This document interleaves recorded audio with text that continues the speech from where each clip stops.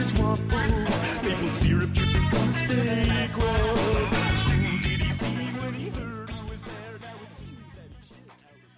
All right, everybody, welcome out to the Log Room Guys Craft Beer Show. It is Tuesday, July the 30th, 2024. Jersey Johnny coming at you. With me, as always, is none other than Mr. Beer Samurai. Say hello, Mr. Samurai. Hey.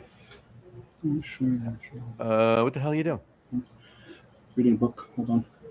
Is that a woman's place is in the brew house? Yeah. It's Tara Nurin's book, isn't it? Yeah, I'm just finishing this one paragraph. Hold on. Oh, I'm sorry we're interrupting you. Sorry. I'm sorry. Just got it. That's an intriguing read. I know it is. I have the book too, and I've been reading it myself. Had to read it today. Why did you have to read it today, sir? Oh, because it is Paperback Book Day. Happy Paperback Book Day, ladies and Yes, gentlemen. there we go. For those of you that celebrate. Yes. Like Dave, because Yeah. obviously he does, since he was reading one just now. All right. Yeah, and like earlier today, I read this for like the, I think, 30th time. The Hobbit, yeah. J.R.R. John Ronald Rowell. Tolkien, yes. Tolkien. How are you today? Thirsty. Yeah, I am too. And folks, if you haven't guessed, this is a Just the Two of Us show. If you read the post, then you know it is a Just the Two of Us show. And we can tell because nobody's watching yet. So anyway. Okay.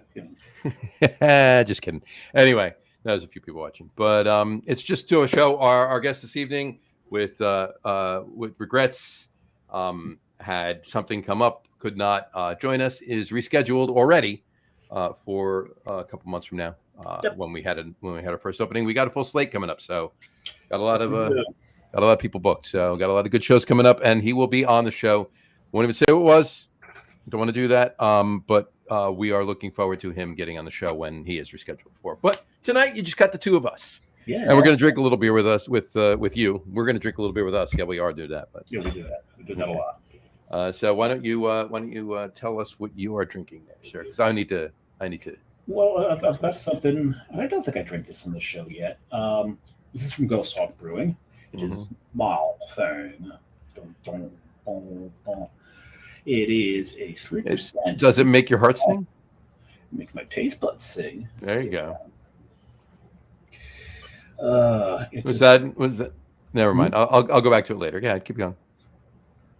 I was just gonna say it's yummy. It is. We'll leave that. All right, I'm going to pour my beer while you're enjoying, while you're quaffing yours. Quaff. Quaff away. It's a 3%. I just noticed that 3% dark English mild. Now, of course, they're normally like 3.6, 3.8%. This is a really pretty low one. Yeah, but you know what? What? They pack this thing with flavor. That's awesome. Yeah, you really get a lot of malt flavor out of this. A lot of roast. That's great to hear. I'm going to have to get up there. Is that a recent beer, or have you had that a bit? No. I've had it for a little bit, and it's held up pretty damn well, I'll tell you that, because I guess because it's so malty.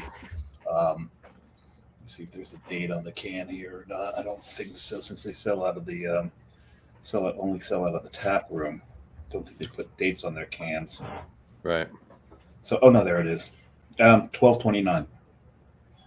Wow. Okay. So it's got a bit of age on it, but it's holding up good. Yeah, no, I was the can's not, because I think I dropped it a few times. Yeah, I'd say so. But no, the beer has held up. If you look at it that way, it did hold up. Yeah. We can't. It held up and I dropped it. I held it up and I dropped it. I held it up and I dropped it. You held up a couple times. Yeah. So yeah, awesome. That's a yum-yums. Very nice. I am. If they do this again, get your hands on some. Oh hell yeah! I'll definitely go get at least one 4-pack of it, if not more. I went west. I went to Seattle. Other side of the. I'm going to Seattle. You're going. I haven't seen Adel in a while.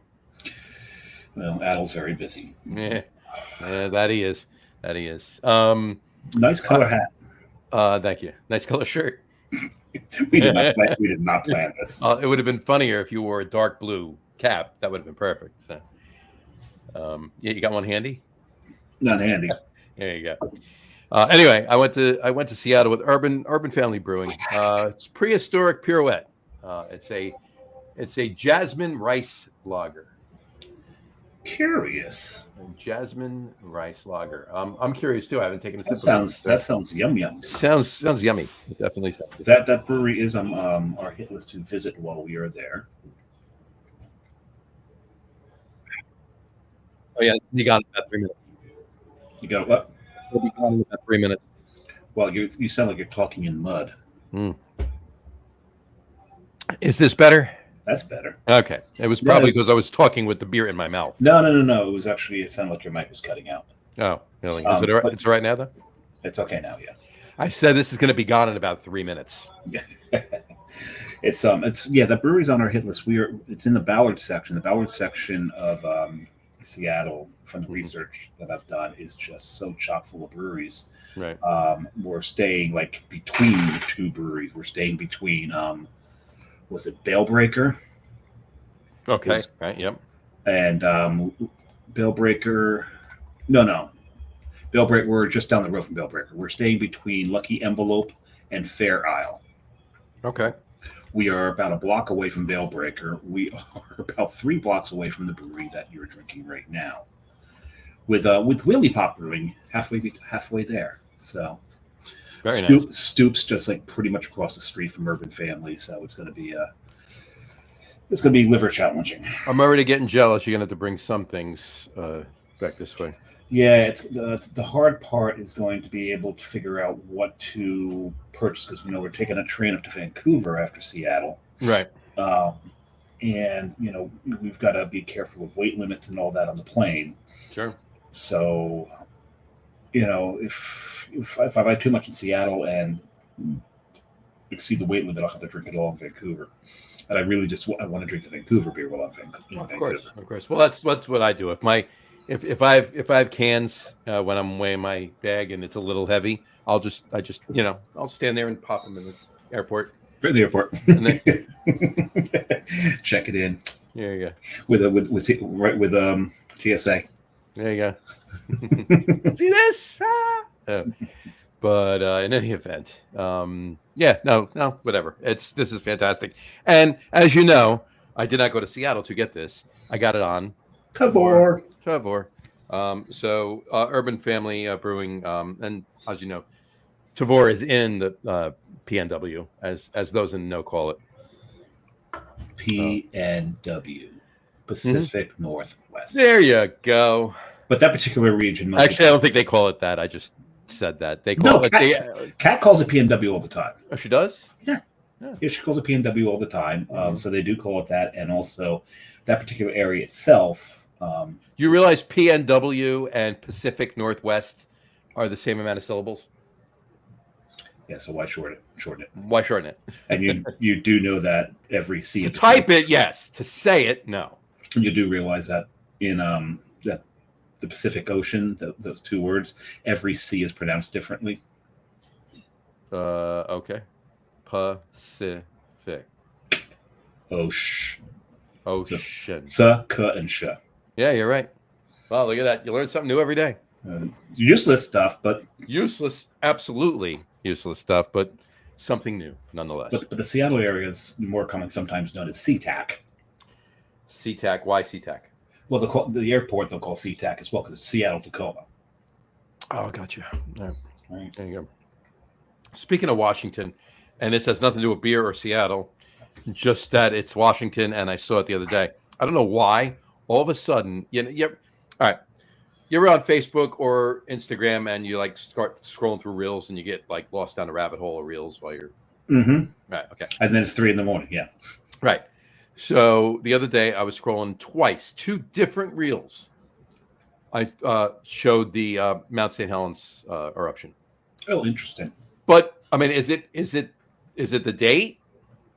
I mean, I don't even look. I didn't even look. I didn't even think about that. I mean, I can quickly look that up. Check it, because I mean, then it would make sense. Because if it's not the anniversary of it, which would be, it was 1980, if I recall, so it would be 44 years ago.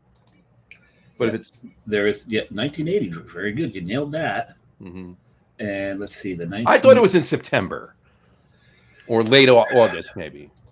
Let's see. It happened on March 27th. I'm completely wrong. Everyone's wrong. So, but that made no sense. Why? Literally two different. And it's not like I was watching volcanic eruptions or, because that algorithms, you look at one reel for a while, it gives you more like that fit the. Oh, no. The major explosion occurred on May 18th. Still. The volcanic explosions and pyroclastic flows started on the 80th, but that was enough to release pressure. 80th? On the 80th, the 27th of March. And then and it just wasn't enough to release the pressure, the size of the magmatic pressure, I guess. And boom. And there was a bunch of people hiking on that thing that were very much unalived. Yep. The whole side of the mountain just blew off. Gone. Just entirely gone. I mean, they went for a ride before they died, but I'm sure the pressure, the concussion wave probably killed them instantly. So. But I remember here in Jersey, we definitely had ash falling. Oh, yeah. We had some ash from it. Yeah. That was crazy. We're just dating ourselves, by the way. This was May of 1980. We are not dating, by the way. I'll talk to you about this. We are just because we do a podcast together doesn't mean we're dating. Damn it! I tried to get it in there.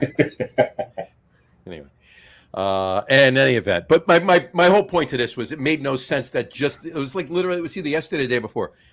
Why did that pop up then? Who can understand the algorithm? I don't get it. So I can't understand anything Facebook does anymore. But that's besides. No. So, but enough about that. I've bitched about that before. All right. Okay, so go ahead and bitch about the Mets now. No, I don't want to bitch about the Mets just yet. I do want to say Happy National Cheesecake Day, though. Yeah, for those. Oh man, I could go for a cheesecake. I could really go for a piece of cheesecake. Ever since you told me before that it's funny though. It's funny though that you didn't type cheesecake. No. Hold on. You pulled up the wrong one. No. I'm leaving this there. I'm going to tell you what. I typed cheesecake in my show notes, and then I copy and paste it over to StreamYard. I typed cheesecake. I promise you, autocorrect changed it to cheesesteak. All right, this is. Oh, you got to love autocorrect. Autocorrect must be thinking, he can't be talking about cheesecake. It's not dessert time yet. He must be talking about cheesesteak. Hey, autocorrect, duck you. There we go. And it just tried to do it again. Fucking son of a bitch. That was a tasty beer. I gotta love it. And you're done already? Oh yeah. Well, it was only 3%. It's only 3%. I told you. Understand.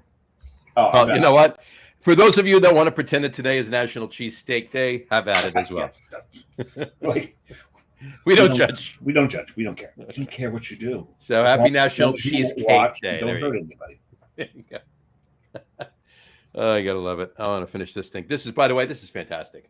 You really get the jasmine in here. It's a really nice, light, easy rice lager. I love a really good light rice lager. I'm really digging rice. Pretty. That is very pretty. I'm gonna have to look for that tomorrow. But this is. I'm really digging rice lagers lately. Like good, well brewed. Which is funny because, rice lagers that you and I could get 40 years ago. Yeah. Not so good. We now suck. Not so good. Well, they suck then too, probably. Just all you could get. So this beer that I'm drinking now is called Schwedenfunk. And what does that mean? Well, it's from Nightmare. So when you know it's from Nightmare, you know it means that it's probably something gory. Right. And it is something very, very gory. The Schwedenfunk comes from the World War II, actually. Apparently, the Swedes, when they would capture Germans, when they would torture and execute them, what they would do is they would pour large amounts of foul liquids, be it like excrement, waste, and all kinds of stuff, and force it down their throat and just keep doing it. It's called, and the Germans call it the Schwedenfunk. Lovely. So don't mess with the Swedes. No, you don't want to do that. But I'll say one thing: this is not a foul liquid by any means. It's not, is it? This is a beautiful, beautiful sport beer. Chocolatey, coffee notes, little just enough sweetness to make it easy drinking. Very nice. Yeah, it's very nice. Very nice. Awesome. Cool. All right. I'll pour mine in a minute. I'm not quite done yet. But... You said you'd gone in 3 minutes. Yeah, well, I started talking, so you know that happens. Oh, yeah. That's kind of what we do on the show. We're supposed to. Otherwise, me and you sitting here drinking, saying nothing, and people looking at us. Yeah. And that's happened before too, but not often. Yeah, that's happened. There's the awkward moments of silence.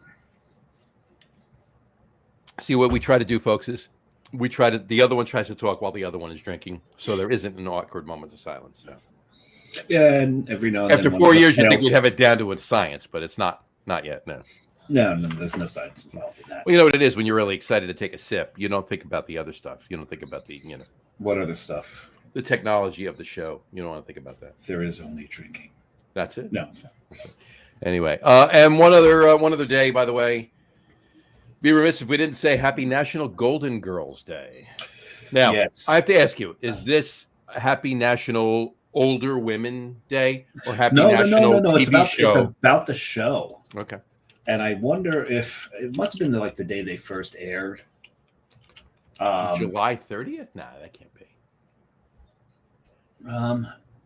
July 30th, known as, Golden Girls Day to celebrate the sitcom. Why? No one seems to know. Was it one of their birthdays on the show? No, ABC Studios just named it Golden Girls Day. They just named it Golden Girls Day. Oh, duh. What? There's a reason for that. What is it?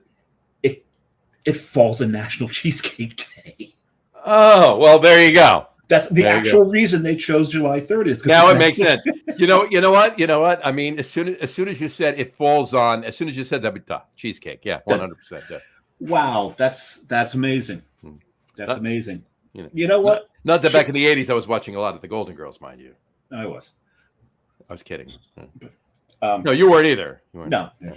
But so cheers to ABC because that's classic, right? That's classic. That's pretty spot on doing it that way. Yeah. Happy National Golden Girls Day. Who was your favorite? It's hard to pick a favorite. I mean, they all had their roles. They did what they did. Rose was just the lovable ditz. Mm-hmm. Rue McClanahan's character Blanche. Mm-hmm. She was the more active of the four. Let's put it that way. Right. Yeah, the more active. Well, active / proper / yeah. Slutty. Yeah. Maud. I'm not Maud. Pussycat. She was the glue that held everyone together. And then Dorothy, and then Sophia. She's the year Sicily. Yeah. Her story. Picture it, Sicily, 1924. Yeah. And I don't know what's better, her stories about Sicily or Rose's story about Saint Olaf. Saint Olaf. About the stories about Saint Olaf. The best thing is most of the stories told about Saint Olaf, Betty White ad-libbed. Oh yeah. And the best part is anytime if you watch any of the reruns and she goes into a Saint Olaf story, watch the other actresses and watch what they're doing to try to not laugh. To try to not laugh, right? Exactly. I got to show you this. Hold on, I got to show you this. So this is in downtown Minneapolis, right? With downtown Minneapolis. There you go. St. Olaf Catholic Church, right there. Walking right down the block, passed by that. Had to take a picture of that. You got to do it. But watching them trying not to crack up while she's going off on one of her tangents, that was so much fun. They were all such great actresses, and Betty was just phenomenal. The irony of the show, the oldest character on the show was the youngest of the four. Estelle Getty was the youngest of the four of them. Estelle Getty was the youngest of all four of them, and she played the oldest character. Yeah. So what did you like better, her role in that or her role in Stop or My Mom Will Shoot? Oh, Golden Girls. I'm kidding, of course. But in any event, yeah, no, it was a great show. I did wish Scott Wells a happy National Golden Girls Day today because we know he's a big fan. What you call it? If I had to pick a favorite, it would be like you. I love all four of them. If you maybe narrowed it down to one, it'd be Rose. It would be tough for me to say between Rose or Sophia. Yeah, those were the two. For me, it'd be Rose. Yeah, I mean the show's not the show without either Arthur or Rue McClanahan, but Betty White and Estelle Getty were just that's hysterical. So yep. Anyway, enough about that. We got a comment here. Somebody busting their chops for watching it. Here we go. Brian Boak. Good evening, my fellow beer drinkers. Brian. Good evening to you too. I'm going to pour a beer with you saying that, and we're looking forward to having you on the show in about 4 weeks. 4 weeks, man. Is it that close to football season? I believe it is. Man, we're still in baseball season. What's that? We're still in baseball season. Well, but I just wanted to let you know this. Football season starts during baseball season. Figured I'd let you know in case you weren't. Yeah. Huh? Yeah. Imagine that. Actually, no, I don't think so. I have to disagree with you, and this is one that I disagree with you. I'm a Mets fan. Baseball season's over before football season begins. Not this year, my friend. Knock on wood. Not this year. Well, they're close to a wild card. Mm-hmm. There's mathematically, could they win the division? Sure. In reality, not a chance in hell. What are they? 16 out in the division? No, less than that now. 12? No, I think it's down to like 7 or 8. No, there's no way it's single digits. I'll find out right now. Hang on 1 second. There is no way it's single digits. I will find out right this moment. I have the technology and the standings bookmarked. That'll do it. The Mets are 9 games back. 9, so they did get to single digits. Yep. In fact, they're a half a game out of the second place, and they have the second wild card spot. They're a half a game out of the top wild card spot, and they're 9 games back from the division lead. Okay, so they might be playing in September. And the Phillies have lost their last 2. Interesting. But Well, they'll be playing. I guarantee you, they'll be playing in September. Guarantee you. Because the regular season's not over yet. I will bet you any amount of money the Mets will be playing ball in September. Probably not late into it, but And Brian just says, "What is this baseball season you speak of?" so many years I wish there wasn't one. But no, and I can't. Football season for me, I love the college ball. More so than the pro ball. Mr. Oklahoma yourself. Yeah, thank you. Thank you, Granddad. That's your grandfather, right? Yeah, he indoctrinated us at a very, very, very early age. He's the one who taught me to yell at the TV. Yes, yelling at the TV, something I never do. Oh, that's a. You get that from all of you are laughing right now. Yes, that's my father. Yeah. And then I got my father now telling me, "Why are you yelling at the TV?" I just look at him. Really? They can't hear you. Right. The best part is, though, when you're at an event and you yell something and they actually hear you. Oh, yeah. Oh, that's the best thing. Oh, no. So years after my father stopped screaming, because, it's Section 302. We had seats up years and years and years ago up in Giant Stadium. So my father would be screaming from up at 302. Of course, nobody's hearing them from up there except everybody in Section 302, right? So so we take my father, a friend of mine. 4 and 300. Friend of mine had seats. His father's company had seats, and there were 9 rows back behind the Giants bench, right, on the 45-yard line. So literally 9 rows off the field in the lower tier. So we bring my father to one game. I went there a few times with him, but we bring my father to one game. And Kerry Collins was the quarterback back at the time. This is the early 2000s, so about 20-something years ago.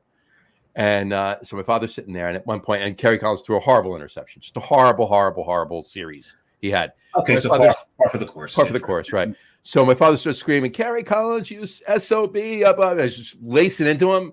All of a sudden, Kerry Collins does this.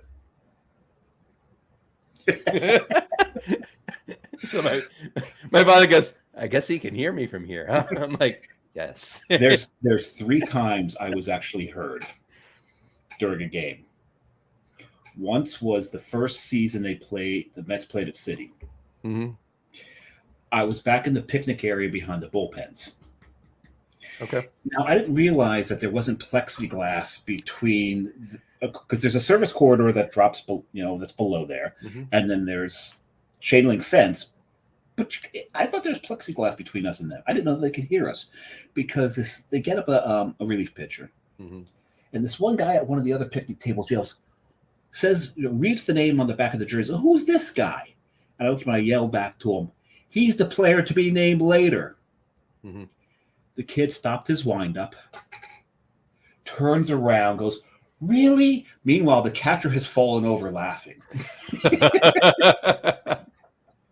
I'm like, we should probably go. No. That's pretty funny, though. I mean, that's good.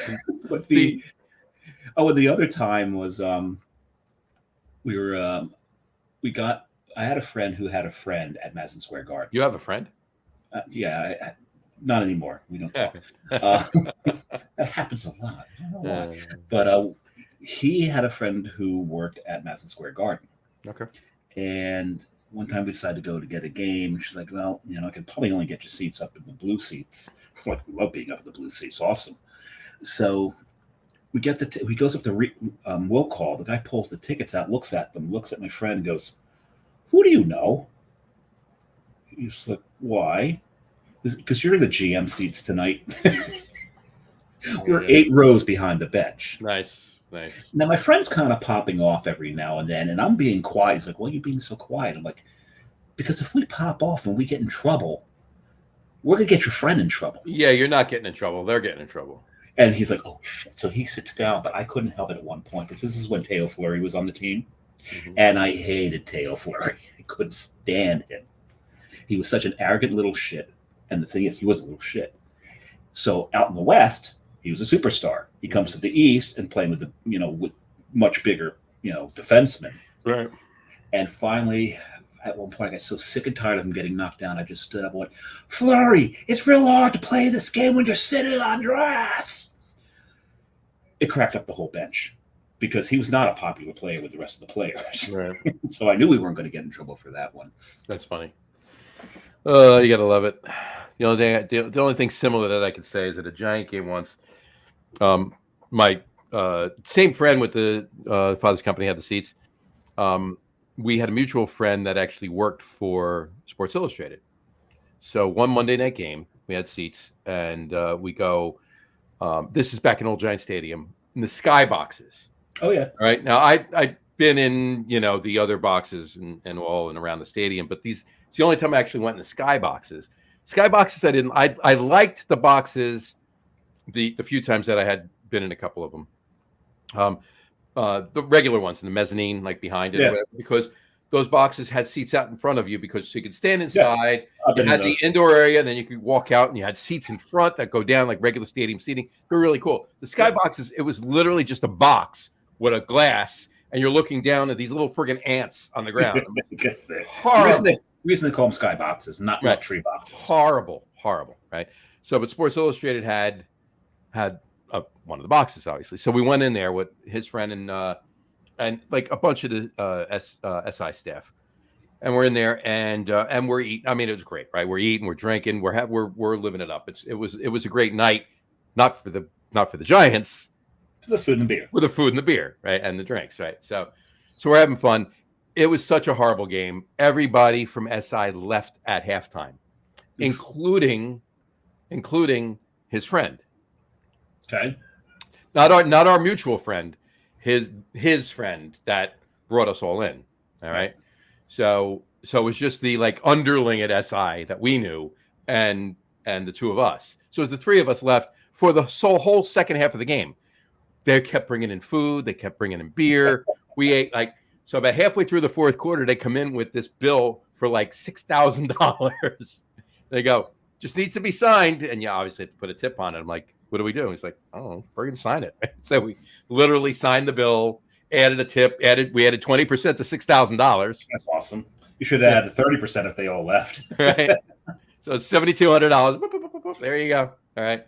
And we were like, screw it. The rest of the beer's here. We literally sat there for about a half an hour after the game until they knocked on the door and said, You guys got to get going. Nice. I think the only other time I was heard, remember the New Jersey Rock and Rollers? Oh yeah. Remember the Roller Hockey League? Mm-hmm. It never occurred to me that when you're in Brendan Byrne Arena and it's about 1/8 full and you're sitting in the lower regions, that everyone on the playing surface can hear you. Oh yeah. Yeah. Because the captain of the team got hit and his helmet came off. Okay. Well, the captain of the Rock and Rollers was bald. And when his helmet came off, it's because they hit him and it just kind of like ripped off his head. And I went, oh my God, they ripped his head off. I saw that coming. That was great. And he stops, looks and goes, really, dude? That's great. I'm like, oh shit, he hurt me. Right. I'm about halfway done with this beer. I got to throw this up, by the way. Oh, is it that bad? You have to throw it up? I have to throw this. Was it poison? You can stick your finger down your throat? It's fantastic. Actually. Oh, okay. All right. It's Stay What You Are. It's a 5%, which is pretty low for brown ale, but I'm really digging it. It's a 5% from the Seed.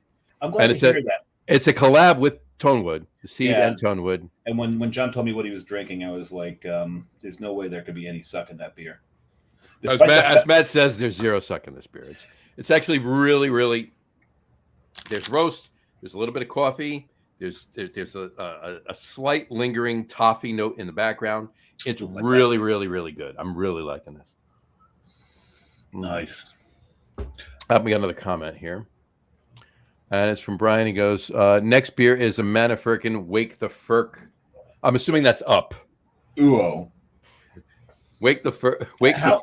Yeah, there you go. Well, the O is right next to the. Yeah, wake the Firk up. Yeah, I figured that's what it was, and I figured that's what it was because I actually know they actually make a beer called Wake the Firk Up. That'd be cool if they would Wake the Firk Up. Ooh, Brian, you got that when you were down in LBI with the wife a couple weeks ago. I'm assuming. We can assume away. I'm assuming I'm right, but I'm sure he'll answer yes. That's what we'll say about that. But in any event, but this is fantastic. This beer is very good, spot on. So speaking of that, we gotta talk about a couple things here. We actually have some beer related stuff. We have some beer related stuff to talk about tonight. I love this conversation. It's pretty good. Do you want to stick with the sports theme and go that direction that we're going to go? Or do you want to go with my shirt first? No, let's go with no, you know what? Let's stick with the sports direction. Then we'll double back to your shirt. Okay. All right. So I was thinking, right? Well, first of all, hold on. Brian just commented in. He goes, fat finger on cell phone. Yes, when I was in LBI, absolutely. There you go. No one's worse than Patensky, though. No. Yeah, you have nothing over Matt when it comes to fingers on phone. He has sausages for fingers. He does. He actually does. I've seen him. It's convenient because when he's hungry and he doesn't have lunch, he just puts a little mustard on them. Puts a little mustard on him and goes to town. He's good to go. So and they grow back. It's awesome. He's self-sustaining. Exactly. So anyway, like I was saying, what was I going to say? So the Hall of Fame's coming up. The Hall of Fame's coming up. Who's up for it?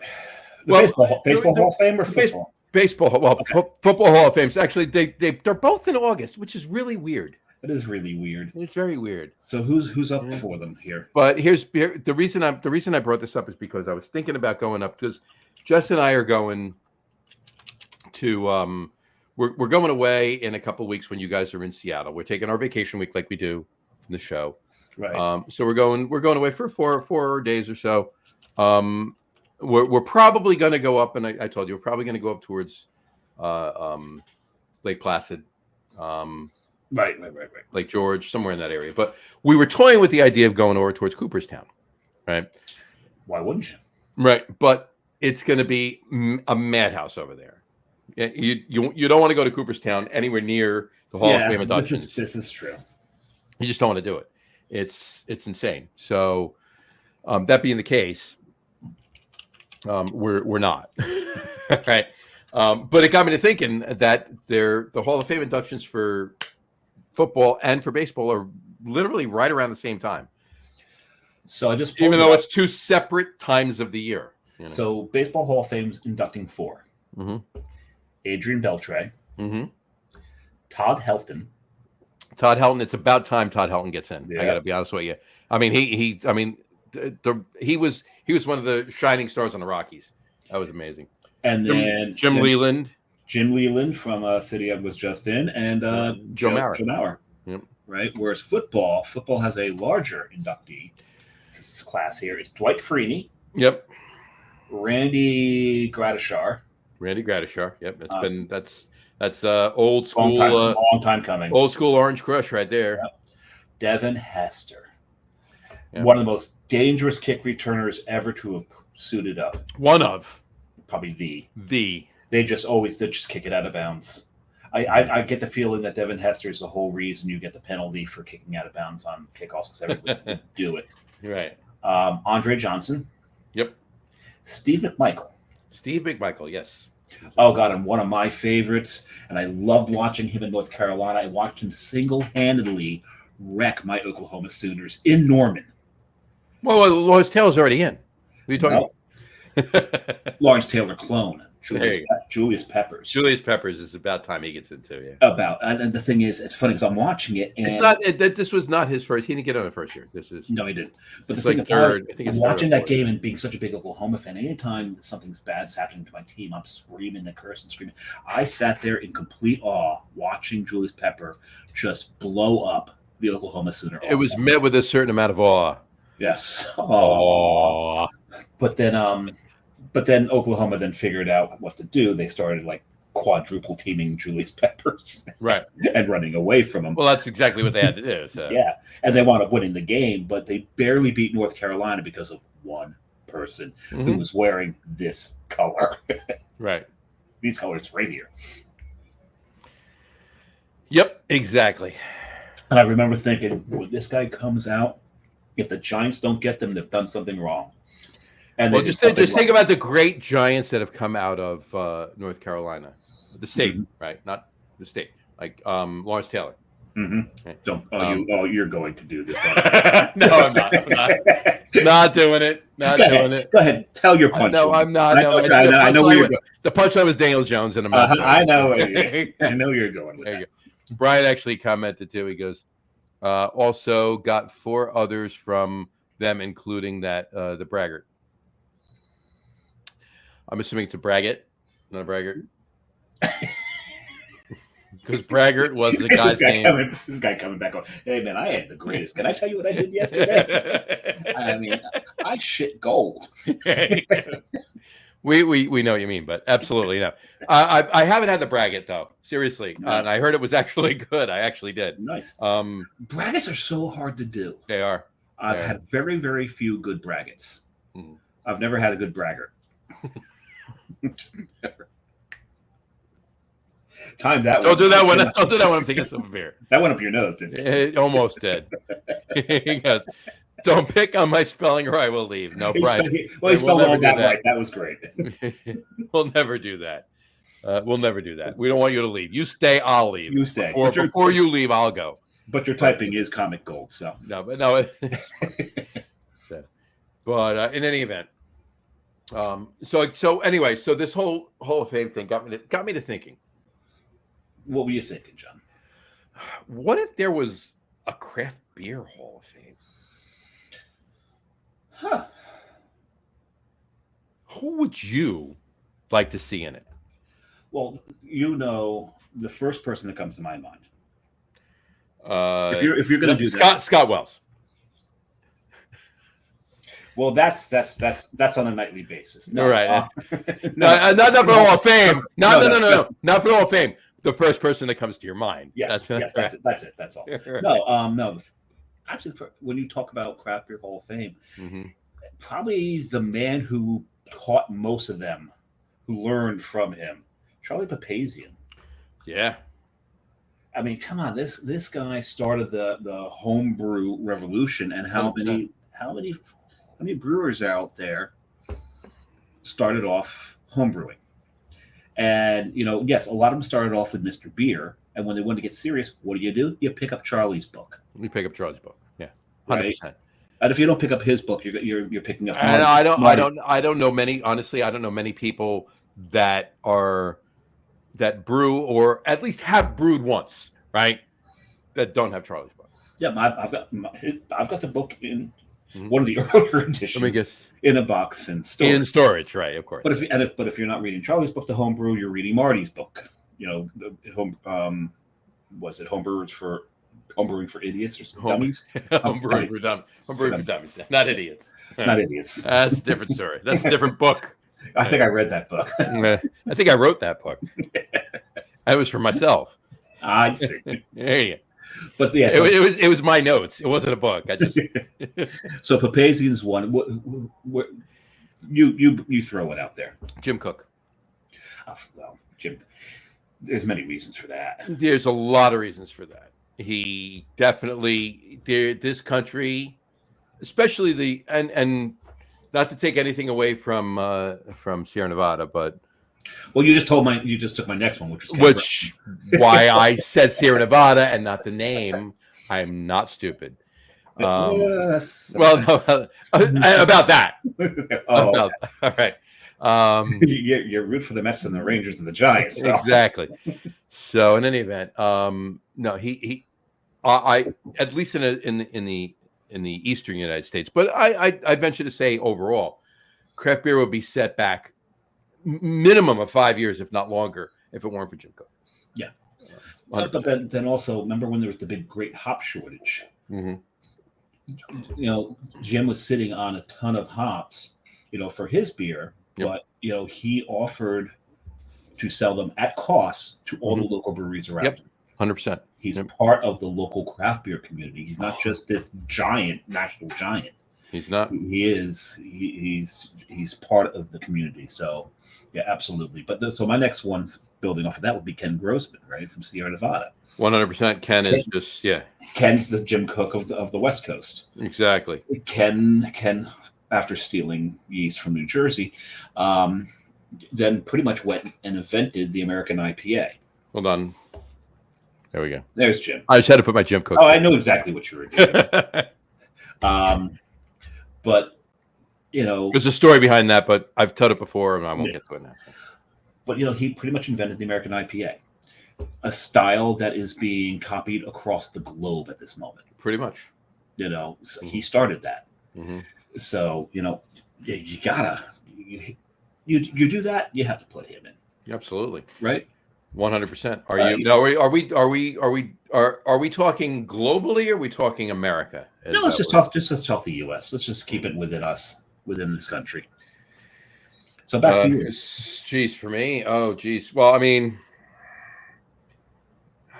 the next it's not because of Jim by any means, but just as far as experimental beers and things that have been done in the craft beer world, a lot good, some not so good, but a lot good.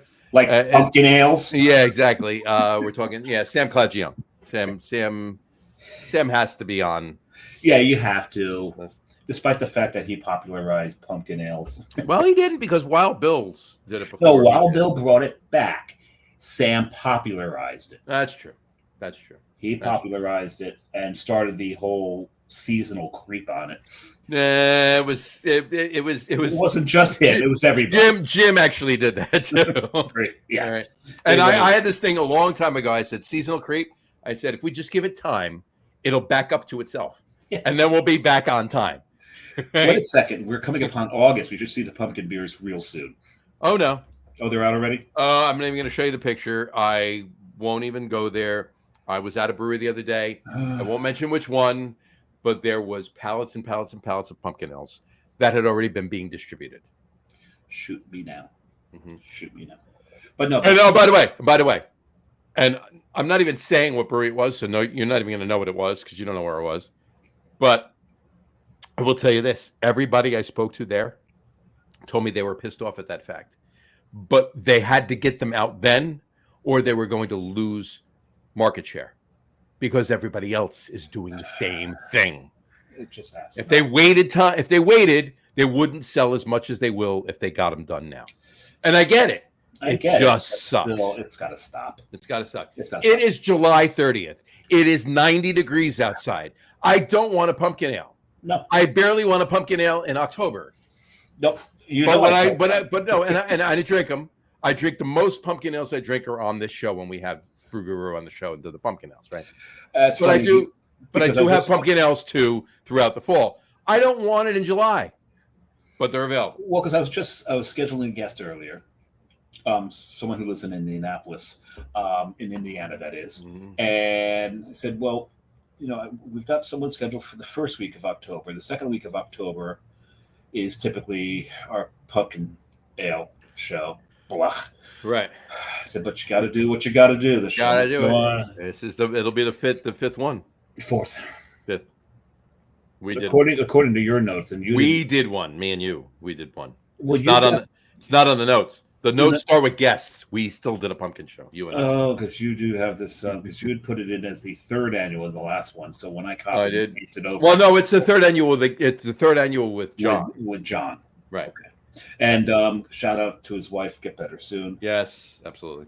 So, anyway, yeah, but Sam, you got to put in for personality alone. Oh yeah, of course. The spokesperson that he is, the ambassador that he is for craft beer, with that flamboyant is not the right word, but exuberant personality. Exuberant, I like that. That's a good word. Exuberant. That's a real good word for him. So yeah, so that's a good call. Mm-hmm. So where I'm going to go is the man who basically invented beer pairing in this country. Okay. Who basically said, okay, drink your wines, pair your wines. Beer goes with more stuff. Mm-hmm. And he wrote the Brewmaster's Table, and he's also was the driving creative force behind Brooklyn Brewing, Garrett Oliver. Mm-hmm. And also talk about a personality. Mm-hmm. Here comes a picture of John with Garrett Oliver. I have a picture somewhere too. I just can't. John's got everything tagged so that all he's got to do is put keywords in and he can pull this stuff up because he loves doing this.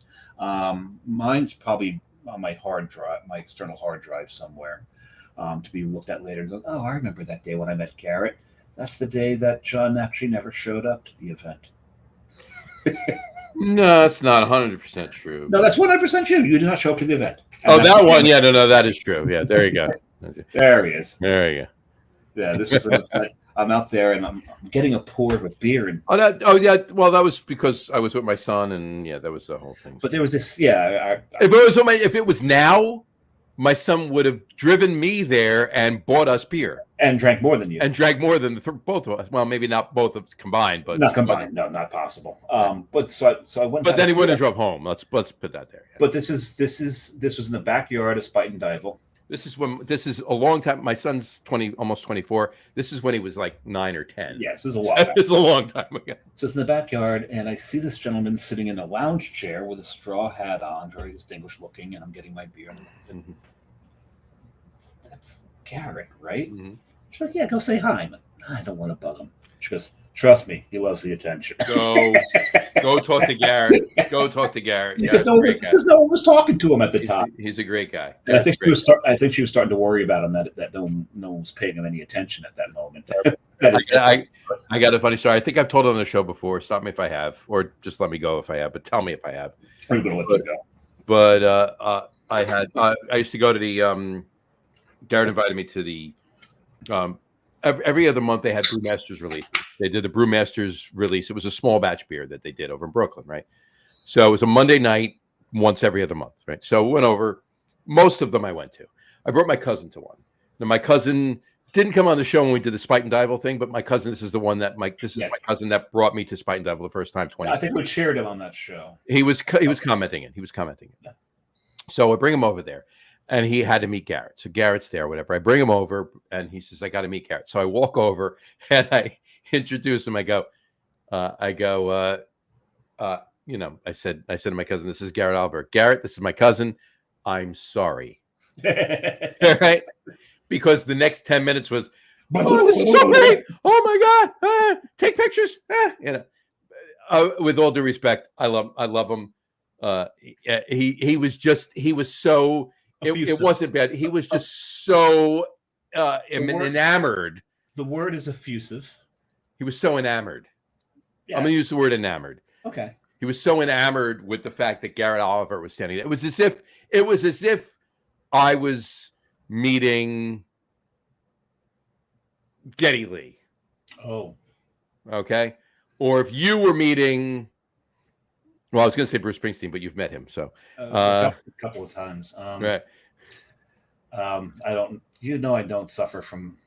I don't either. I know. I don't really either. Look, I've met. I was in radio. You know this. I've met plenty of people. I don't get starstruck, but there are people that I am enamored with, and that I will react a little bit more because of that fact. Right. I'm trying to figure out. But I'm still not going to go crazy. But he did. But with all due respect to him, he was just really. He absolutely loved Brooklyn Brewery. He loved Garrett Oliver. He loved everything that's been doing from day one, and he's finally meeting the guy. So I understood what it was about. But it was just funny that I said, Garrett, this is my cousin. I'm sorry. For me, I think. But he loved it. He literally stood there for half an hour and we were BS, and he was just talking to him all the time. He's almost like the Gene Simmons. He loved it. Of craft beer. He loved it. In that sense. Okay, so I threw out Garrett Oliver. Who do you have out there? I mean, there's a lot of other people. And I'm just thinking of writers. Okay. I mean, there's plenty of brewery owners and brewers I could put on this list. And given I just thought of this today, right? I was just thinking about this when I thought about going to Cooperstown, right? I'm thinking of writers, and I'm thinking of Tara. No, I mean, well, yeah. I mean, I'm not gonna say no for Tara, right? She's newer into the industry than some of the. Yeah, I'm thinking of like somebody like Marty Nagel. Well, Marty Nagel, that's a legend, right? You've got a legend there. That's a good call there. I mentioned because he's not just. I mean, he does beer school, right? He does beer training, not just writing. And he was one of the early beer judges. He teaches how to judge. On my Kindle, I've got one of his books on my Kindles. How to taste beer. Mm-hmm. I think that's the name of it, or something along those lines. The keys to tasting beer, or something along those. Keys to tasting beer. Yeah, I think that's what. Yeah. It is. So yeah, no, he is very, very highly regarded. Not be surprised if he doesn't get into our little world there. Because you get those people who you think like in the Rock and Roll Hall of Fame, like how long did it take Rush to get in? 20 years. Yeah. 20 years beyond when they should have been in. Yeah, which is ridiculous. Insane. So that's a good call. Stupid. So what? I don't know if they really belong in there. This wouldn't be controversial because they weren't really a brewer. They weren't a writer. But they were a savior. Okay. Fritz Maytag. Yeah, Right. I could see that. Without depending on the, I mean, we have to sit down and we have to figure out what the criteria would be, the parameters would be, the scope would be of it. But I could see at the very least an emeritus kind of a thing. Yeah, maybe not first year inductee, but I think Fritz gets. I could see that like an emeritus kind of a thing, Yeah. On to you. Geez. I mean, there's just so many people that you could put into this role. I mean, we've mentioned all the big players, right? We've mentioned Jim Cook. We've mentioned Ken Grossman. We've mentioned. Well, here's someone. The person who signed the bill into U.S. law that allowed for homebrewing. Jimmy Carter. Mm-hmm. In 1978. Mm-hmm. Well, he did. I mean, he didn't write the bill, but he signed it. I mean, and let's face it, he signed it for Billy, right? He signed it for his brother, and then his brother started brewing Billy beer. You ever have Billy beer? It was gross. Horrible. And the thing is, I really wish I had found it when my grandmother moved out of her house because they had one unopened can left of it. Mm-hmm. My grandfather had gotten some of it. He didn't drink, so I don't know why he bought it. But it was something to buy. It was, something to buy. Here's a thought. if you're going to do American craft beer Hall of Fame, Right. take a page out of Yard's playbook. Okay. George Washington, Thomas Jefferson, Sam Adams, not Sam Adams, Samuel Adams. No, John Adams. John Adams, and Benjamin Franklin. Our founding fathers, those 4 founding fathers were home brewers. They brewed. And Yards. I mean, there's a reason. There's a reason Yards has Thomas Jefferson ale and George Washington ale. George Washington ale. Yeah, exactly. George Washington porter, right? It's porter. Yeah, that's the porter. That's the spruce porter, isn't it? No, the spruce ale is the Thomas Jefferson. That's my favorite. Yeah. So, but yeah, they were brewing, and and everybody says like a lot of beers are like. I'll go to another one in a minute. I'll say another one in a minute. But continue what you're saying. Go ahead. Go. No, but I was done. That was it. These men brewed beer. Yeah, they were the first home. Some of the first home brewers in this country. I'll give you another one. Okay. Somebody that took the lead, or not somebody, a family that took the lead of what Thomas Jefferson and George Washington and some of these other guys back then were doing, because the brewery wasn't open too long after these guys were doing it. Talking about the Yingling family. I'm talking about the Yingling family. I figured that's what you all right. With it. And I mean, what grain was readily available in America? That would be corn, and that was what they used. And they're still to this day they're brewing Yingling lager with corn. Barley and corn, yeah, but no, not just corn, but corn is corn in it. Yeah, but yeah, I mean, in another 5 years, not 50, not whatever, 5 years, in 2029, Yingling will be 200 years old. 200 years old in this country, which is impressive. Yeah. In Europe, that's not very impressive. In Europe, it's not impressive at all. Because in 16 years, because 11 years after that, Weihenstephaner is 1,000 years old. Yeah, it's a different scale.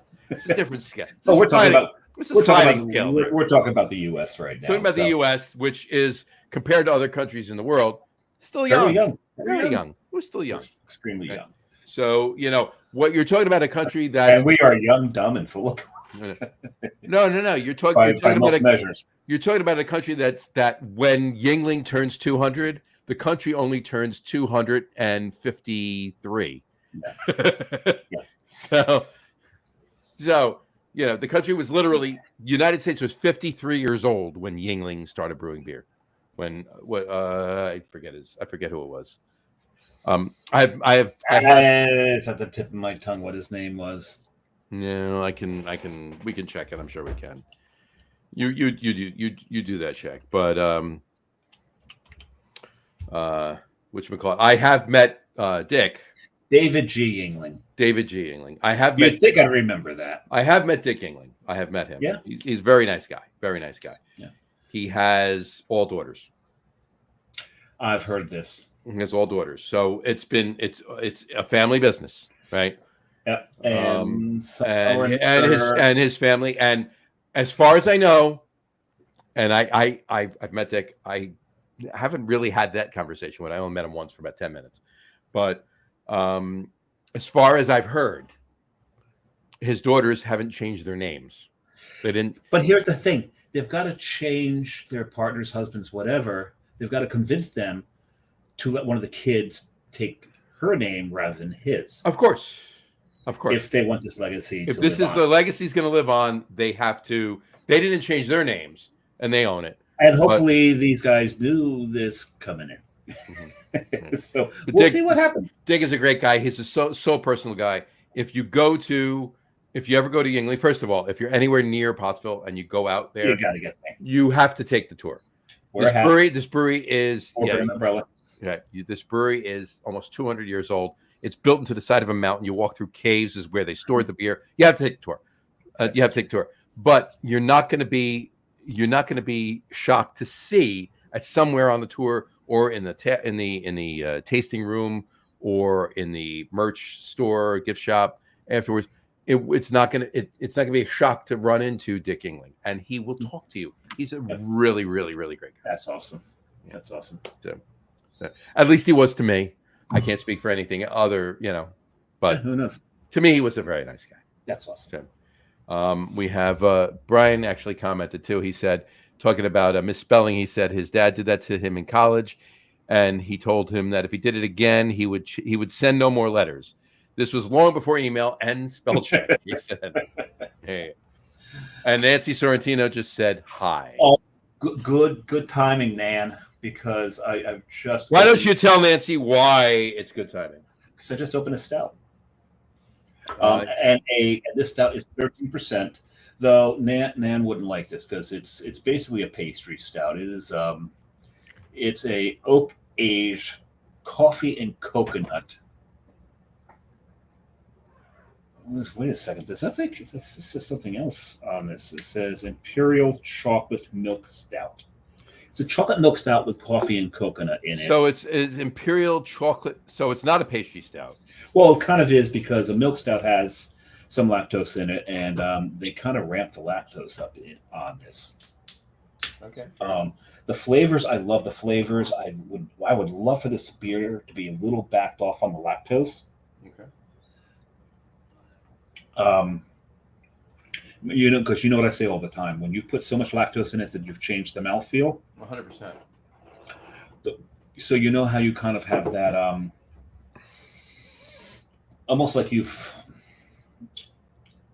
melted fudge mouthfeel of a pastry stout. That's what this has.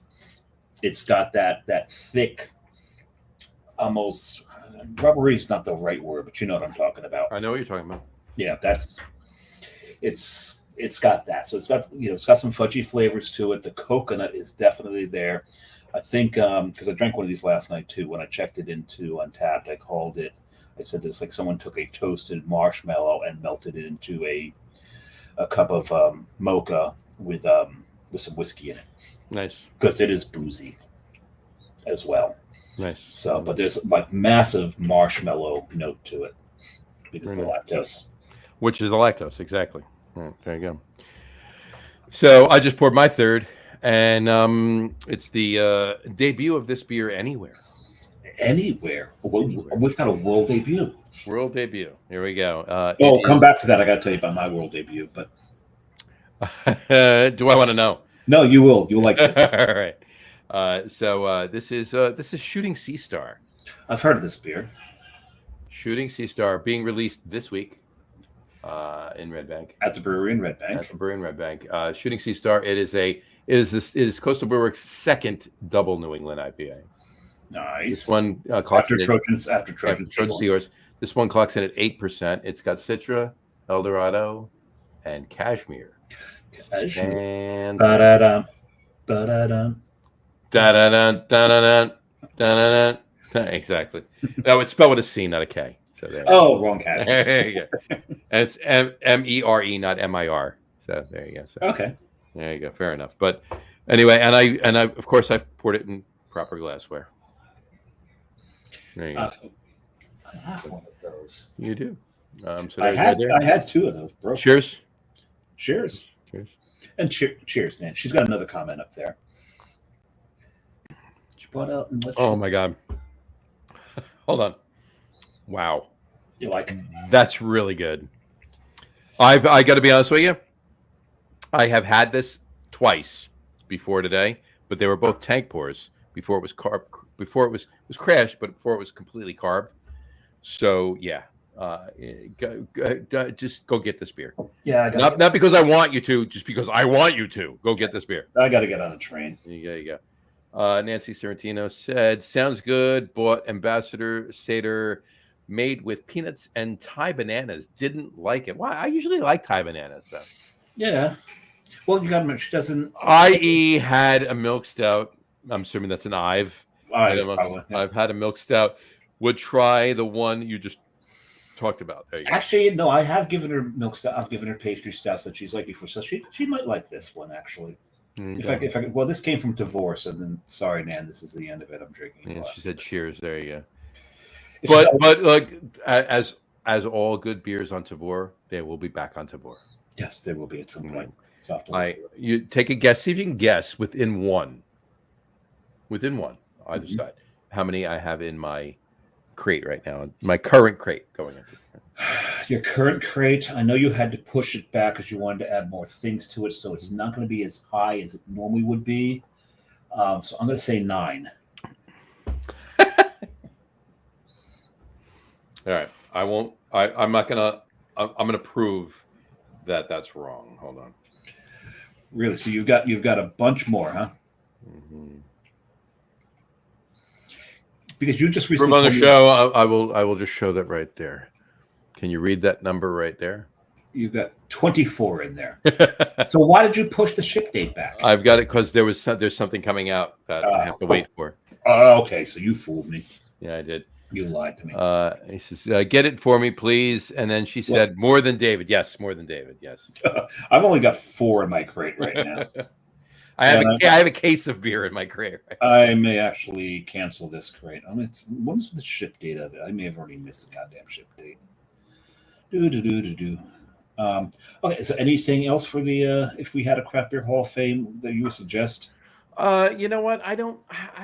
There's just so many people. I could sit here all night putting people in it, right? But I think the ones we've covered are pretty much, where I would look to start, and then go from there. And there's a lot of things we can do to it too. Like it doesn't have to be just brewers. It doesn't have to be, just any one direction or whatever. It could be multiple people, and you could break it down too if you needed to. Don't think I'm in my right account. I'm not in my right mind. He's not even paying attention to me, folks. He's looking at his crate in Tavor. He asks a question and then ignores me. What question did I ask you? Did I ask you a question? I don't remember asking you a question. You asked me. I'm in the wrong Who account. else would I put?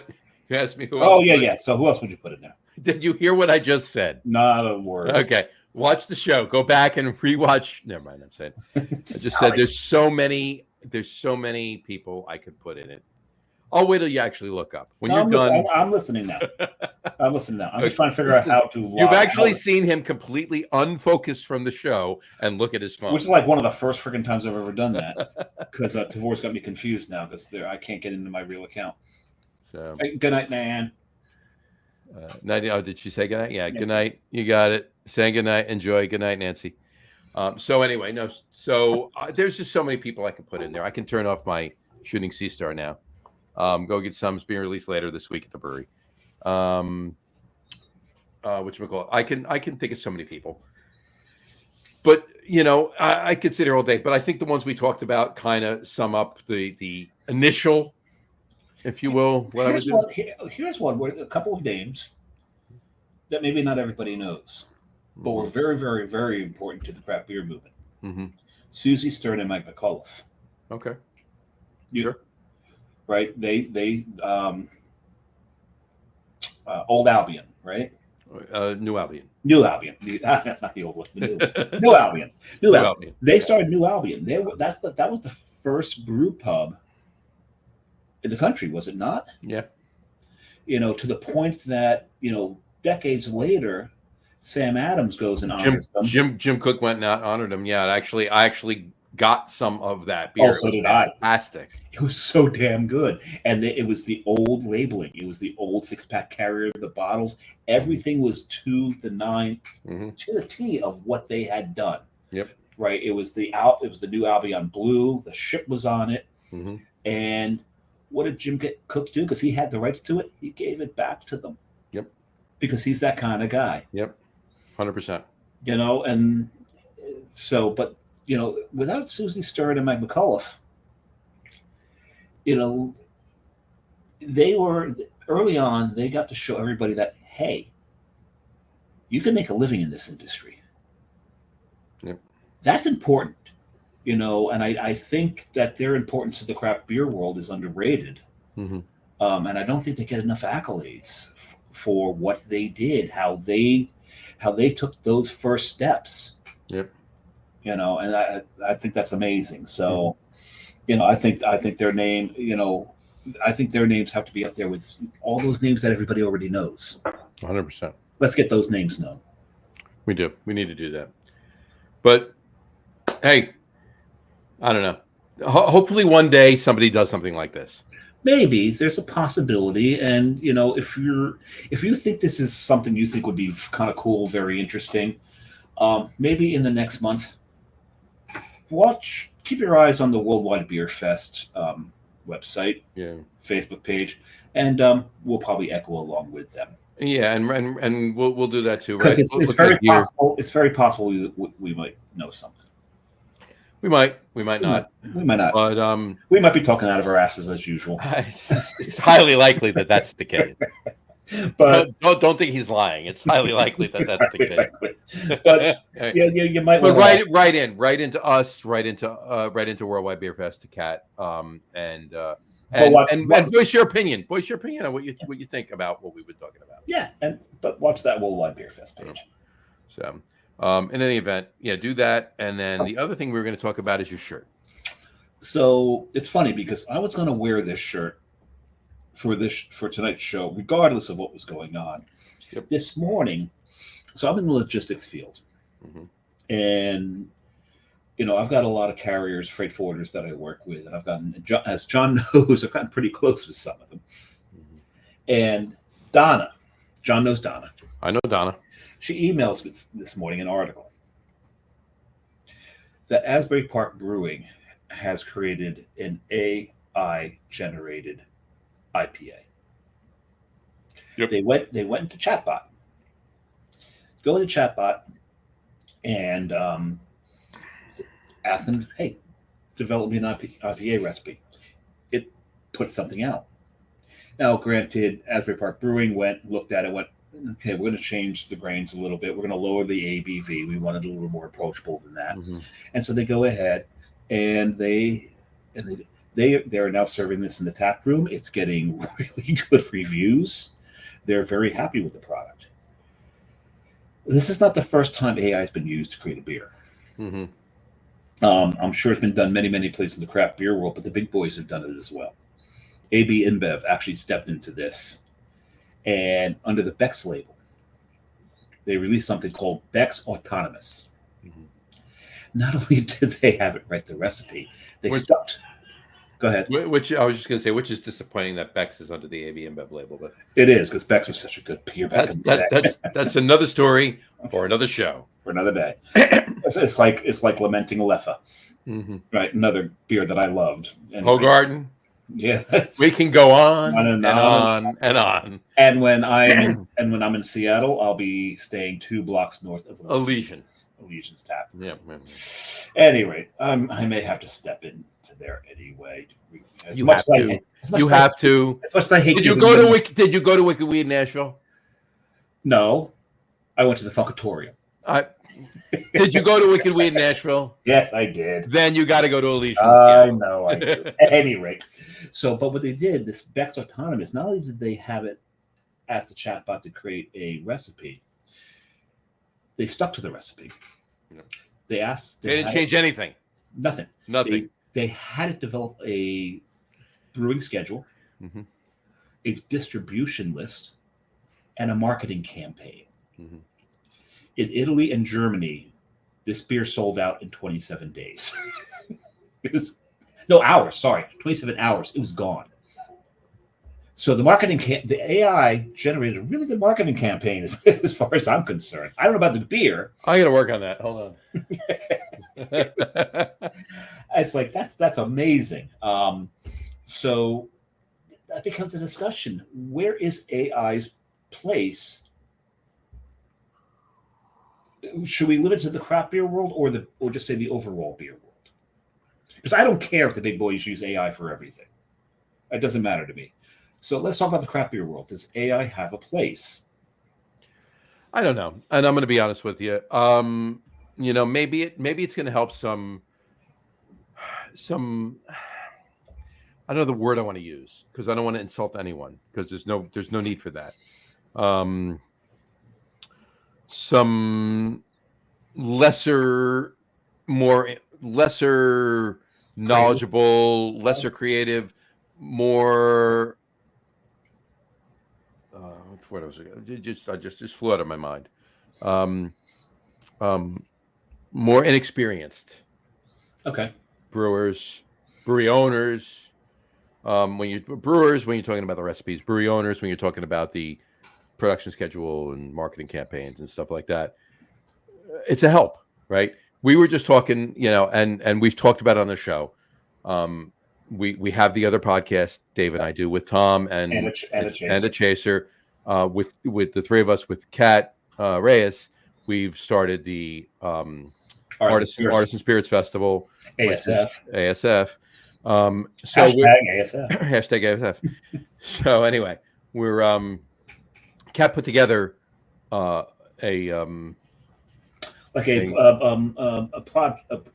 project management list, but not the be all end all. Just she started it through AI, which is great. Chatbot, right? So, and then we took it from there, and Dave spent some time on it, and he massaged it and everything else.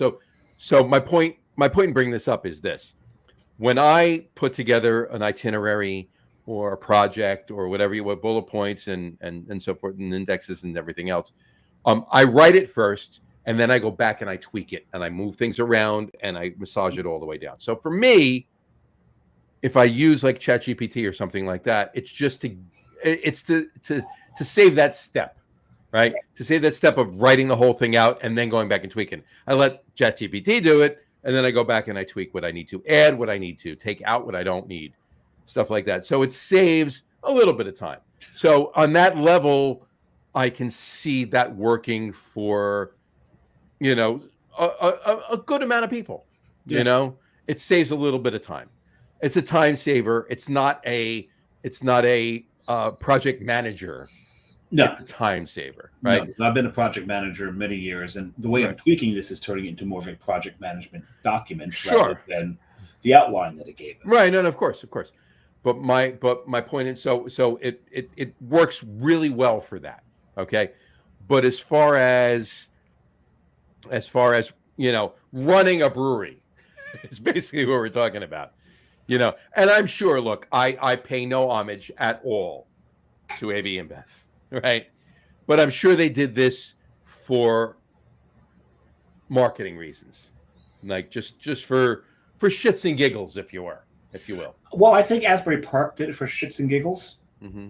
I think that AB InBev did it as a gimmick, as a campaign. They could write their own recipes. Look, we all agree. No. They don't write their own recipes. They steal recipes. Well, yeah, we know that. But yeah, okay. My point is, I'm not talking about the ownership. I'm talking about the brewers. The brewers at AB InBev, the brewers at Budweiser, the brewers, they know how to brew beer. They know what they're doing. They just don't brew beer that a lot of people like. They brew. I can't say that. They brew beer that a lot of people like. Just not anybody with a discerning power. Not anybody with a discerning power, right? And we don't. If you drink Budweiser, that's fine. We don't. What's your line? Drink what you want. Let others drink what they want. Don't be a douche. Don't be a douche. Don't be a douche. But that being said, I honestly think that AB InBev did this for a gimmicky thing. Like, hey, we did all AI, right? They didn't need AI to write a new campaign. They didn't. They're kind of masters at it. They didn't get to where they are, and needed AI to do this new thing, right? They did it for a reason, right? So, but I do think these guys don't need the AI to. Not at all. No, nobody does, right? No. If you know what you're doing, you don't need it, right? Well, there's some breweries, but it's a help. It's an assistant to save a little time. But what my whole point was, as far as lesser experience, somebody just getting into it, stuff like that, it can be a help. It can be an assistant. I mean, if you're, we want everybody to succeed in this industry. All right, we don't want to see anybody fail. All right, so if you need ChatGPT to get you to a level, I didn't think about that. Stop. I didn't think about that. Maybe I should put that grain in there, or maybe I should use those hops at this time in the boil, or whatever. Right? If that helps them, great. Then it's good. But for the seasoned pros, it's a time saver. That's my point. That's all I'm. No, 100% agree. It was just thought it was very curious that I had already planned to wear this shirt. We had already talked about, ChatGPT the night before, Right. and then Donna sends me this email. That right, yeah. This morning, it's like it was like kismet, right? we need to talk about this on the show. So we'll see. Maybe this is a topic we'll bring up to some. When we get some brewers on the show, is this something they've ever considered, something they've ever done? That'd be interesting to know. So that's why we brought it up. That's not the reason I'm wearing the shirt, but it's prompted the discussion for something that came up this morning. So, because I don't know about you, John, anytime, any of your friends who really aren't beer drinkers come across a beer article, they send it to you, don't they? Oh, 100%. So, like, hey, you'll find this interesting. And usually it's like, I've seen it already. I know this. But this one I hadn't seen, and I've been to Asbury Park Brewing recently. That was not on tap when I was there. So this has been recently released. Right. It's very recent. Recent. Yeah. So I'm gonna. You know what? It's a hike for me to get up to Asbury Park, though. Such a hike. It's about 7 minutes from his house. It's about 7 minutes. I mean, if you haven't been, John, you got to get. No. I have not. I've been many times to the old Asbury Park Brewery. Yeah. I have not been to the new place on Cookman. I have not been yet. So it's funny because I asked them. I said, "There's one question I need." I've been there because I've been on Cookman many times since they opened. But I just haven't walked in the door yet. No. But there's one question I had to ask them that we just had to know, and they said, "You know what? That's actually our number one question when people ask us about the move. Mm-hmm. What happened to Christopher Walken?" Yeah, right. They had this huge. You talk about those fat heads for the yeah. No, this thing was massive. Christopher Walken's head, and it's like, what was it when you're first entering the brewery? Right. You've got to walk right past this massive, exactly. And everyone asked them what, and they're like, "We honestly don't know." We're like, "That's like losing track of Tilly." It's got to be over there. It's like, where you? Wow. Wow. I like pineapple. Exactly. I like to eat it. No, but I do horrible. The only I've literally been working on my Christopher Walken. The only thing that I've gotten down is the wow. That's a damn good wow. It's a damn good wow. Sometimes I can do because it was Bradley Cooper talking about when he had to work with Christopher Walken, mm-hmm. And that was on the Wedding Crashers. Wedding Crashers, yeah. He said he goes in there and he's like, "That's Christopher Walken." Mm-hmm. Because they're in the makeup chairs. It's like, I don't know what to say to him. So he breaks the ice and goes, "I like pineapple. I like to eat it." This is what he says, but the first thing he says to Bradley Cooper. Now, Bradley Cooper does a much better Walken than I do. Right. I don't know if you've ever seen the SNL skit where Christopher Walken's on and it's a family reunion. Oh yeah, everybody's talking like, "Oh, it's so good! It's fantastic." Watch it on YouTube if you can. Watch it; it's fantastic. This is my dolly. She's okay. She's oh my god, it's hilarious. You've got to see that. Mm-hmm. But at any rate, the first time I ever saw Christopher Walken, I don't know if this is for you. You've got a picture of you with him? No, I don't. I never met him on TV. It's dating myself again. Yes, I'm not dating you now. I'm dating me. I'm dating myself. That's it's self-love. That's admirable. Love thyself. Right. Deer Hunter. Yeah, same. Yeah. Him and that's the first time I ever saw Willem Dafoe. Willem Dafoe was in Deer Hunter. Was it Willem Dafoe? Well, it was. No, who was the other guy? John.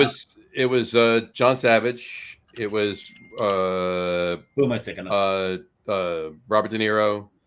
Yeah, that I know. It was the four of them. It was Christopher Walken. Who was the other? Oh, John Cazale. John Cazale. Yeah. Oh, for some reason. Well, no, but he was also in Godfather. I never realized Meryl Streep was in that movie. Yeah. Okay. First, I don't know why I thought that was okay. Anyway, it's been ages since I've seen that freaking movie. What's that? ages since I've seen that movie, but one of my favorite roles. 1978, I believe it came out, right? Was 1978. it? One of my favorite roles he did was True Romance. Oh, it was a good movie. Oh, him and Dennis Hopper on the screen at the same time. That it's scene, fantastic, fantastic. And I got to be honest with you, and this is you're gonna laugh. You're gonna laugh. Okay. Because it was a horrible movie. Unless you really like that shit. One of the best movies I really liked him in, was Joe Dirt.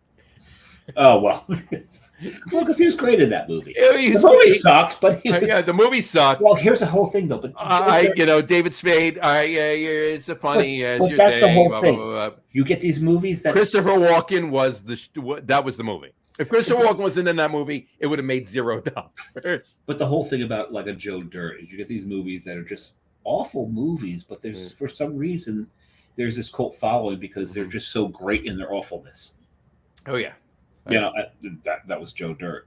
But if honestly say, and no offense to anybody else that was in that movie, if Christopher Walken was not in that movie, it would have made $0.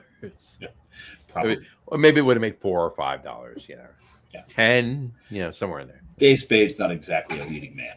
No, he's not. He's not. He's definitely perfect role for David Spade. Tommy Boy. Yeah. Straight man to Chris Farley's. Funny. Absolutely. Yeah. Perfect role for David Spade. He's great second bill. Yep. But yes, that was and Dennis Miller. You know, I mean, perfect, right? He's the talk show host. He's the newscaster. He's the he's that was a role for him. But yeah, no, seriously, if Christopher Walken's not in that movie, it's not a movie. Yeah. And Christopher Walken was good in Legion too. Christopher Walken's good in a lot of stuff he does. I really like Christopher Walken. I don't know if he's ever been bad in anything. I think you know, and you know, and even the Papa. If I had a cowbell, I'd pull it up right now. And even the Papa Don't Preach video. Yeah, he was great in that too. It's just anyway. All right. Time for top threes? I think it's time for top threes. Considering I've been looking at a number 3 the whole damn show. You've been looking at your number 3 for the whole damn show? No, you're number 3. Oh, what is my number 3? Do you know what my number 3 is? I don't know. You're wearing a number 3. Can you read that number 3? What it is? I cannot because my glasses aren't on, and I don't care that much. I'll just tell you because I'm not going to get that close to the camera. No. This is a shirt from 2 years ago. Hackensack Brewing's 3rd anniversary t-shirt. Oh, very cool. Very cool. So this is it's congratulations to Mike and everybody at Hackensack. Caitlin, head brewer over there. She brewed a bunch of coastal beers when we were contracting at Bolero before she went to Hackensack. So, nice. And I've known her for a while too because she went to school with my daughter. Did I say that? And she's 55. Imagine that. Thanks, John. Right. I can't math. You don't want to do the math. No math on this show. So anyway, all right. Our top 3 tonight is top 3 favorite things to do in the summer. Top 3 favorite things to do in the summer. Dave, take us away. See, because if I'm actually going to throw back to my childhood, because if it was, I did. I have to. I kind of have to, because if I did now, it'd be sit in air conditioning, not drive south. All right. Yes. All right. Sit in air conditioning, not drive south. All right, Gene. Right. Yeah. Oh yeah, no. This is the we call it the was it old man crotchety. No. It's the hey, you kids, get off my lawn list. It's the Glitzum. The Gene Lynch I don't drive south in summer. Right. The Glitzum. It's a Glitzum rule. And I follow that because the traffic is just nuts. There you go. I mean, yes, I drove south to go see the Santana concert a couple weekends ago. Fair enough. Santana, come on. No, so I've got to throw back to my childhood as the things that I enjoyed when I was a kid and actually enjoyed the summer. I don't enjoy the summer as much anymore. Number 1 would be climbing a tree. Really?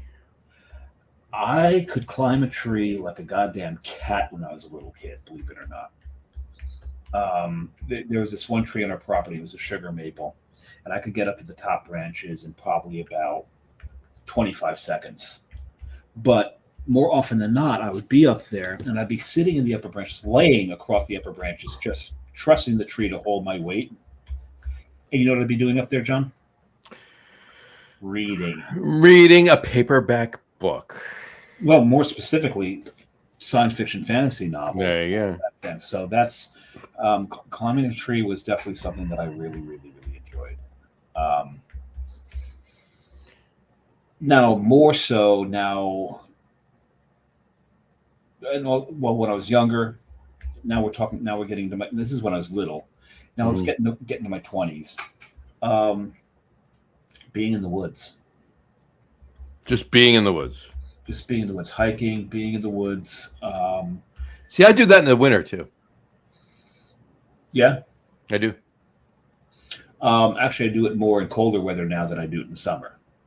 When I was a kid, yes, in the summer I was always in the woods. Fair I enough. grew up in Jackson, which was nothing but woods when I was a kid. It's been developed quite a bit. Oh, there's still a lot of places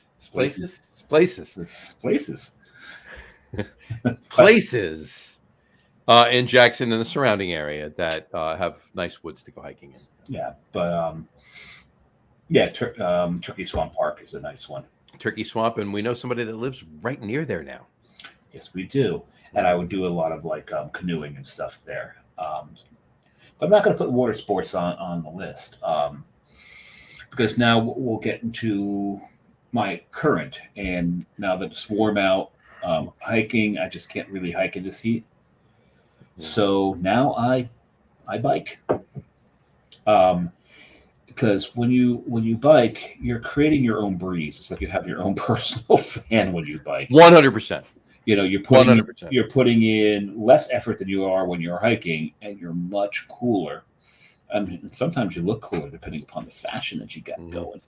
And actually, just recently, this was my latest purchase.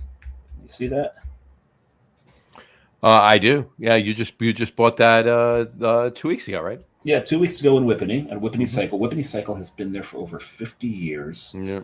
The bike that I replaced had been actually vandalized downstairs in the garage because people suck. So I had to give it up. I'd had that bike for probably about 30 years plus, and I bought it at Whippany Cycle. Nice. You bought the same place that you bought your first one 30 years ago. And so I brought it there. I brought the wreckage of the old bike and asked him how much would it cost to. I could have swore you said wreckage. I don't know why I thought you were going to say of the Edmund Fitzgerald. I don't know why you were going to say that. Okay, Gordon Lightfoot, relax. No. I was talking about the Porter. Wreck of the Edmund Fitzgerald. I know. Just Edmund Fitzgerald's the Porter. But I asked them, I said, what's going to cost to revive the bike? And they gave me a cost. I'm like, you've got this beautiful gray bike out there that's got disc brakes and front shocks, which my old bike did not have. Right. For less than what it would cost to revive this 30-plus-year-old bike, I think it's time to let it go. Time to let it rest. Time for it to have the final big sleep. So what they do there, though, if you bring in a bike that's wrecked and you just want to get rid of it,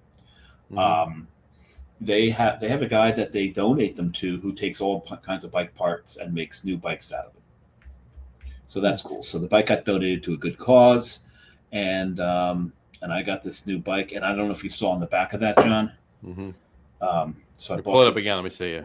I bought the system that goes for the bike on the back of it, and if you can see that. Oh yeah, I see it. Yeah. So that thing, it's got the sides of it actually fold down into like saddlebags. And I could probably fit 10 beers in that. And it's thermal. Nice. So right now, biking is probably one of my favorite summertime activities right now. And I'm a big geocacher, but in the summertime, there's just too many. You wind up with too many bugs, too much poison ivy, and that in the summer. So fall and spring are much better for that. We'll be doing geocaching when we're in Seattle with that because we have to, because August 19th is International Geocaching Day. So there it is. And Seattle's the home the birthplace of geocaching, by the way. Well, there you have it. The I got a question. Are you gonna have any coffee while you're out there? I get the feeling, well, from what I've heard, and many people have told me this, if you go there and you don't drink coffee, they will hunt you down, they will hold you, and they will trunk you with coffee. Right. Right. They will keep pouring it into you until you die. Right. They'll just keep doing it. The one thing I will not drink while I'm out there is Starbucks. I don't drink. Why would you do that anyway? Even if you like Starbucks, why would you waste the time to go to Starbucks out there when you can get it anywhere? Well, it's home. The original Starbucks coffee house is not too far from Pike Place Market. Not going there because I really don't like their coffee. But we will be hitting probably multiple coffee shops. Well, Pike Place. That's why their main drip coffee is Pike Place. Yes, because of that. I got to check to see if we can catch a fish while we're there. I wouldn't think that's a bad idea. Why not? Yeah, because this is the place where they throw fish, and they'll throw a fish at you. And I don't know how you get around to I don't know if you just go, "Hey, throw me a fish," and they throw you a fish. And if you catch it, you catch it. I mean, I don't know how it works, so I got to look that up. You should look it up. I think you should. And on that note, hold on. Where the hell is it? Hold on a second. I don't know. What is your tag not working on your? No, I'm just looking for something else. Hold on one second. I thought you were looking for a photo again. No, I am looking for a photo, but which means the tag's not working if it's not coming up right away. No, the tag is here. It's I'll just pull it up here. Because otherwise we're just getting dead air here, John. Well, no, that's why I keep talking and rambling, and you can. Okay, so we have rambling air. We have rambling air. Here you go. Lord, I know I'm a rambling air. Lord, I was born on rambling air. Looking for a photo, and I don't know where it is. Oh, I don't know if I care. Actually, that's what it is, really. Apparently, you care because you keep going. No, it's your turn to give your top. No, I got it here. There you go. Well, I was just going to say, no, this is still a part of yours. Are you going to listen? Are you going to look for grunge? Are you going to listen to grunge while you're out there? We will find we do plan to find the Cornell statue. That's a good idea. I like that idea. As well as the Jimi Hendrix statue. Cool. Listening to grunge, we listen to it all the time anyway. So yeah, we'll probably listen to it while we're out there. And we do know that there is the Pop Culture Hall of Fame out there where the Chris Cornell statue is outside of. We don't know if we're actually going to go in. It's very possible we'll go because it's right by the Space Needle. Right. We have no desire or need to go to the top of the Space Needle. I think you should do it anyway. No, we're probably not going to. I mean, when's the next time you're going back to Seattle? We'll see. Go. I don't know. But it's okay. Look, I've grown up in this area, and I just recently went to the Statue of Liberty. I don't need to go to the top of the Space. I've been in the Statue of Liberty in the 70s. I was at the Statue of Liberty. So. Yeah, well, you were what was Boy Scout trip? Well, maybe. Whatever. You missed that Scoutmaster, don't you? He was a great guy. There you go. Are you going to look for this guy while you're very out? Soft hands? Very, very tender man. Are you going to look for this guy while you're out in Seattle? Well, I don't know. I might call in. Hey, yeah, he'll be listening. He might be listening. He'll be listening. There you go. He doesn't live in Seattle now. No, he lives in his character does. He plays a character that lives in Seattle. Right. Listen to California and New Jersey, but yeah, there you go. Actually, a nice guy, to be honest. But yes. Anyway, all right. Your three. My three. All right. My first and honorable mention, and it's not really an honorable mention. It's just a tongue in cheek. I say it kidding. It's not really on my list, but I got to say it. My number one honorable mention, tongue in cheek thing to do in the summer is leave the beach. Because he lives right by it. And Brian, put Brian's comment. Oh, geez. Hold on one second. He said, check out the troll under the bridge. That's absolutely 100% on our list. And the reason it's on our list is because it's right near the Geocaching International headquarters. Mm-hmm. And there's a series of caches, and one of them is at that troll. I planned to do it before I knew this, mind you. But yes, we're absolutely 100% checking out that's the Hamilton Bridge, I think, or something like that. I think you're right. I think it's the Hamilton Bridge. I think it's the Hamilton Bridge it's underneath. Yeah. So yeah, check that out. we'll be checking out that troll. So joking aside, And I'm gonna name that troll Dave I think you should. because IPAs are a fad. There you go. Yeah, exactly.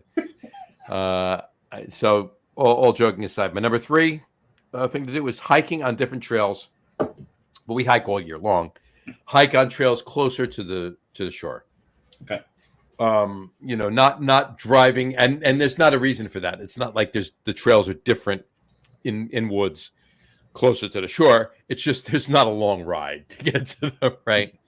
Because there's traffic in that area sucks. No, but you know what? There's not a lot of traffic going out of the area, and I say this all but the time. But it's getting back in that's the problem. It's getting back in, but depending on when you go and when you're coming back, you can avoid that. You can plan around it. You can.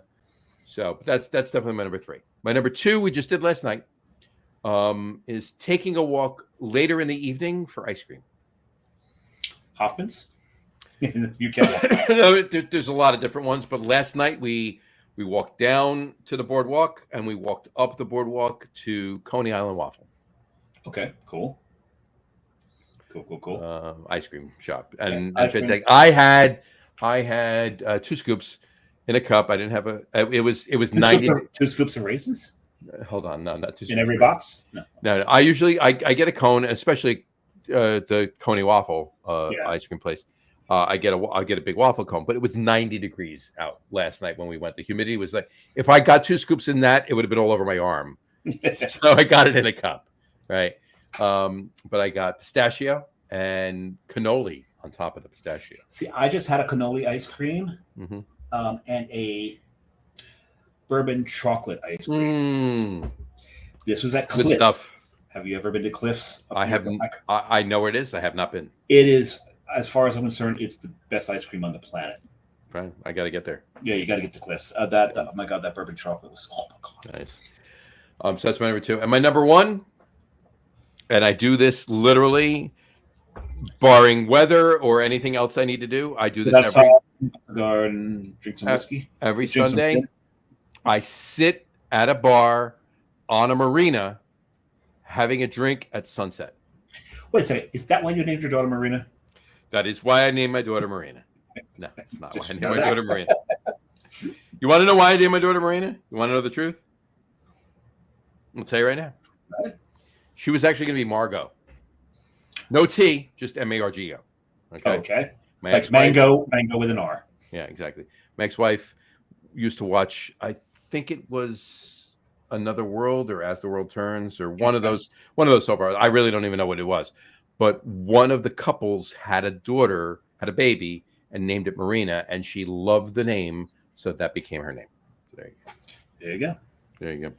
Rest is history. And the rest, they say, is history. And this was my view from this past Sunday night, sitting having a drink. There we go. At a marina. Is that the Eye of Sauron? It's the Eye of Sauron, yeah. But yeah, I was having a bullet on the rocks, sitting at the Shark River Marina on Pier 9.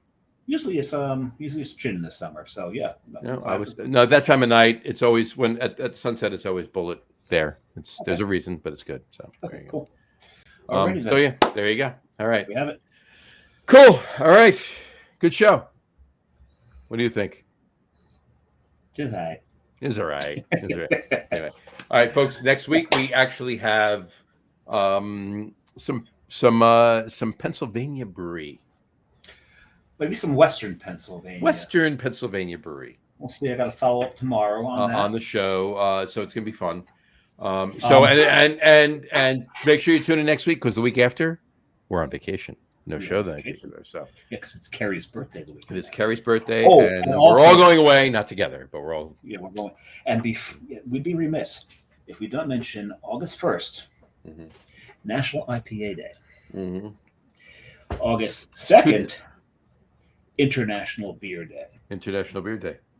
August 3rd, National Mead Day. August 4th, National White Wine Day. There you go.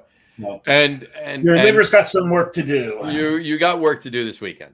Yep. 4 days in a row of drinking. So John, you hit the outro. While you do the outro, I'm going to leave the bladder. Why don't you go do that? On Dave's note, before let's race. Let's see this. On Dave's note, we'll wrap up the show for today. We want to thank everybody for watching. And for those of you just listening to the audio podcast, thank you for listening. Don't forget to visit our website, www.loggerroom.com. That's LAGERROM.com. And please remember, like us and follow us on all of our social media, Facebook, Twitter, Instagram, and of course our YouTube channel. All of them are at The Logger Room. Remember, we go live with a video podcast on Facebook, YouTube, Twitter, which is now X, and Twitch every Tuesday night around 6:30 p.m. Eastern Time.